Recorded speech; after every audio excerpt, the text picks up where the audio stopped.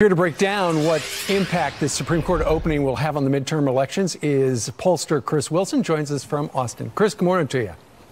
Good morning. I saw a poll this morning that said that something like 25 or 30% of the people who voted for Donald Trump voted for him so that he could make the next pick on the Supreme Court.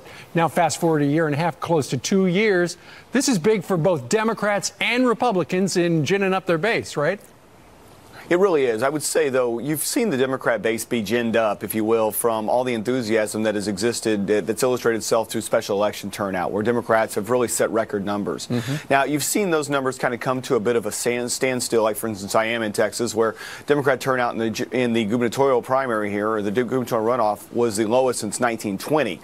So you've also started to see that start to tick back down, where I think they got really excited early.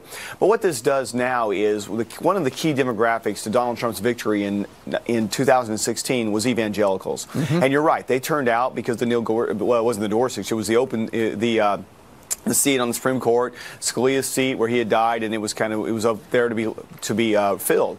Well, now what this does is it re-energizes that same universe, that same group of voters that turned out in 16 and gets them excited about 18. Okay, so Chris, explain this to me, though. It sounds like Mitch McConnell wants to have the vote before the election. Now, that's going to be a squeeze play for a bunch of these Democrat senators from Republican states like Heidi Heitkamp, Joe Manchin, and Donnelly as well. You know, if they don't vote for that person, come a week or two later at the ballot box, they might not wind up with a job for another 6 years.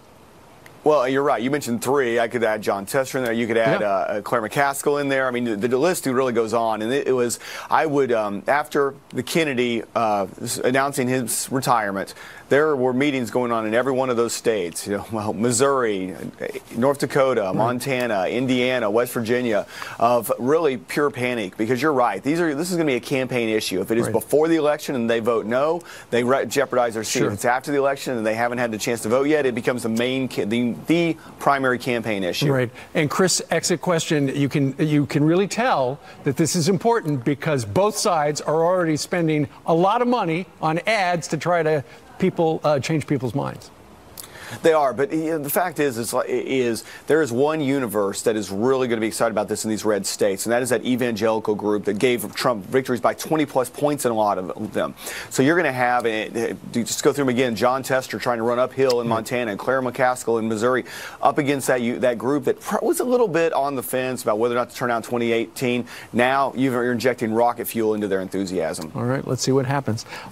Chris Wilson, pollster and CEO of WPA Intel. Sir, thank you very much for joining us live from Texas. You bet. Thank you. All right.